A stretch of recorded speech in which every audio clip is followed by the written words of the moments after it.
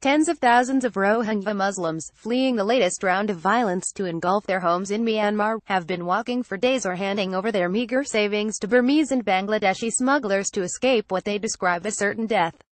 TEKNAF Bangladesh AP, as far as the eye can see, they trudge through treacherously deep mud, across rice paddy fields and past rain-swollen creeks into Bangladesh. Tens of thousands of Rohingya Muslims, fleeing the latest round of violence to engulf their homes in Myanmar, have been walking for days or handing over their meager savings to Burmese and Bangladeshi smugglers to escape what they describe as certain death. Exhausted mothers clutched listless infants.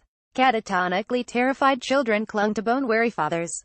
Young children with blank eyes carried even younger siblings. Oh Allah, one family moaned as they waded Tuesday through the chin-high waters of the Naf River dividing the two countries. One panicking woman handed a 3-month-old infant to a taller man before she slipped momentarily beneath the murky water. For a terrifying moment, the man held the baby aloft with one hand as he steadied himself. Then as the woman reemerged, the group moved on to the safety of Bangladesh on the opposite bank.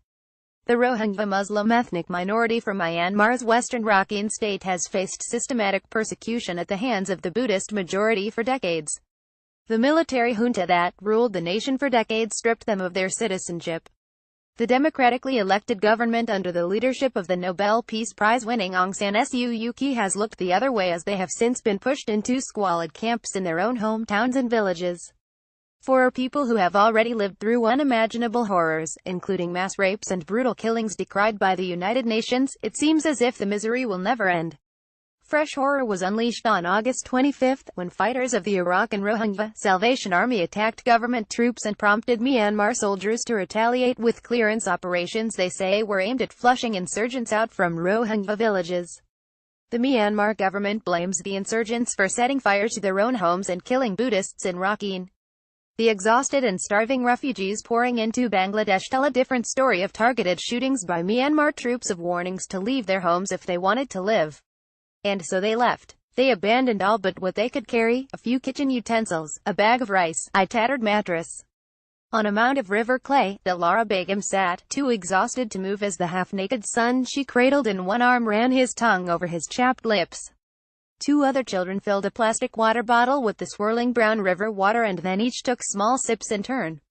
The Myanmar army burnt the houses in Begum's village near the town of Mongda as the residents fled. "I'm very hungry," Begum said in a low moan. She could not remember when the family last ate.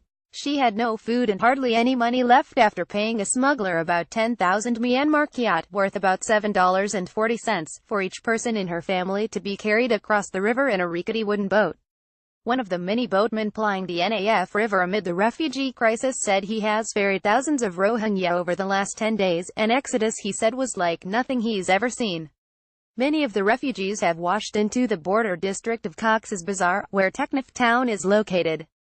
Huddled with wide-eyed children, they occupied every available space, in little knots along the streets, in large groups on grassy knolls between rice fields. Having escaped their destroyed homes, they weren't sure what they would do next. Ahead lay hunger, homelessness, or possibly disease in overcrowded refugee camps. Bangladesh, one of the world's poorest countries, was already sheltering some 100,000 Rohingya refugees before another 123,000 flooded in after August 25, according to the UN Refugee Agency's latest estimate on Tuesday. With aid groups unable to access violence-ridden areas of Myanmar, it's unclear how many are left behind.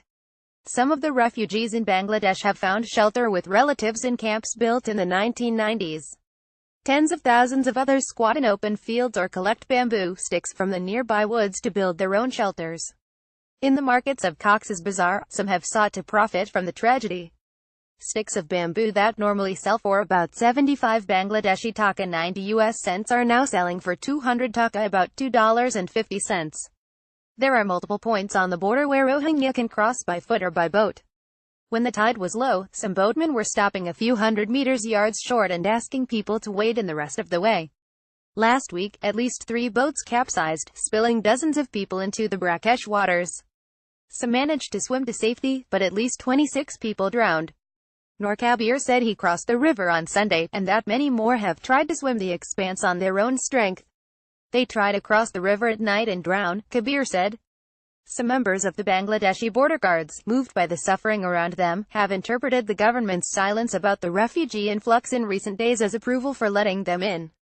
"This is a time to show humanity," one paramilitary soldier said, asking that he and his colleagues not be named because they were not authorized to speak with the media.